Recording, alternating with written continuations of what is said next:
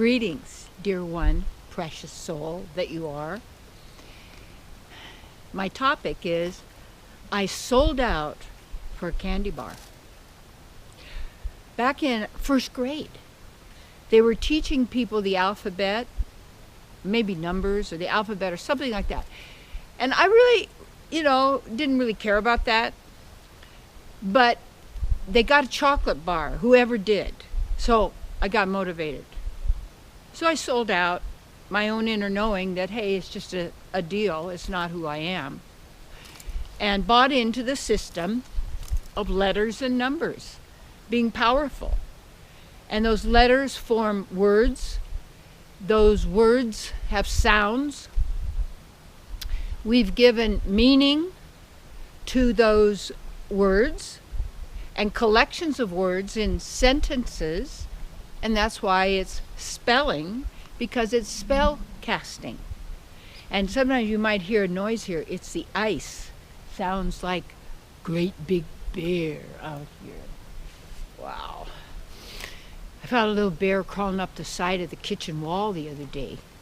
And you got to be careful because Mama Bear's around, but they didn't have Mama. And he was so cute. And he just looked around at me, looking in the house. He was little. He was about this big. He was so cute.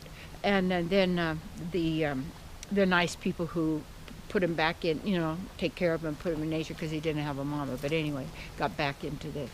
But the selling out for the candy bar, and again, it's that reward and punishment.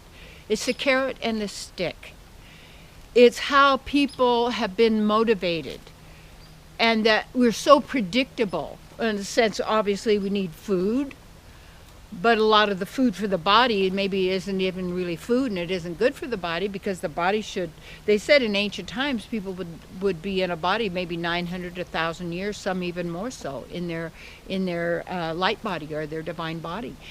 And when you think of why people have so many illnesses and sicknesses and all of this, it's because we're selling out to something to taste, something to hear, something to smell, something to look at, genital pleasure, whatever it may be, skin pleasure.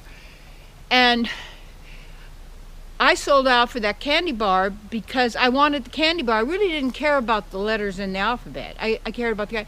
Then also those letters are given numbers. In the Hebrew world and Muslim world, their first number is 0. And in the Western world here, and other cultures, it's a 1 is the beginning, and those do make a difference. And that sense of viewing our lives and the times that we have sold out, where it always does, it pays a price. Not that it wasn't good for me to learn that, given I write books and I teach and everything, because we have to use what we've got in order to empower ourselves. But giving up is the idea that so much of school is to memorize, it's to line up, it's stand in line, to follow orders, to believe what you're told, to deny what you know, to fit into a system like everybody's going to work in these places over here because those places are owned by the people who control this and that, and they want cheap workers. I mean, you could do that.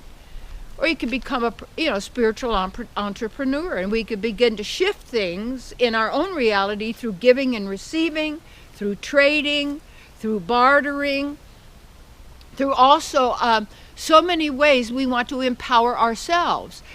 And there are things that we do that actually gets us into trouble. And the trouble comes when we're always giving other people the authority over us to determine as their authors of our story, because then in a sense we're not living our lives as we choose, we're living the storyline that we've been taught, a script.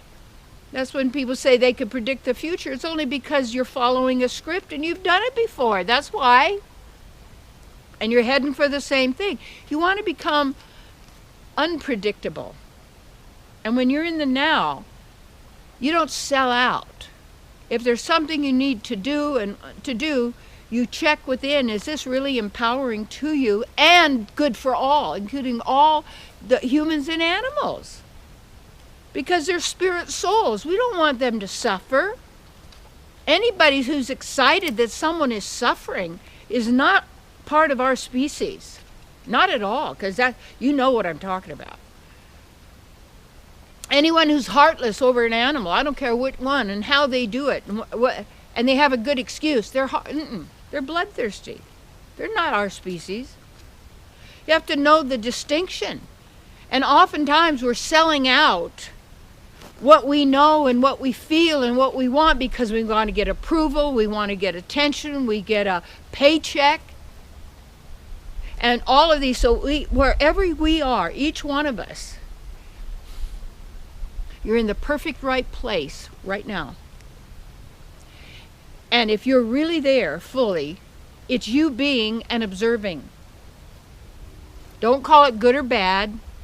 Don't label it. And when you are in yourself, you do things consciously. Yes, I'll learn the alphabet. Why wouldn't they say you could learn the alphabet? Because then you could read these books and you could learn stories about horses, or you could, whatever I was interested in. But obviously, I was interested in the candy bar. And I could really see that in my life. Different things where I would get into trouble would be I would allow my senses to take command of me and have me do things or eat things or drink things that weren't good for me.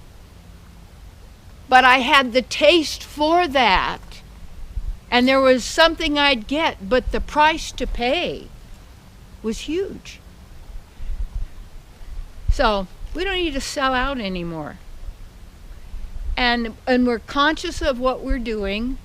We know what we're doing. We do it for a purpose and intention that aligns with our own personal decision for our own mission and our own purpose. And your own purpose is always only God realization, self-realization, self-actualization, self-activation, self-knowing, and the self be the big self and the little self together, unified, and yet each different in that loving eternal relationship that we all have and we have with each other. You see. And we start to recognize each other and really truly see each other for who each person really is. And then in every moment and every instant of the now, you're in a great place and you're powerful. Yeah.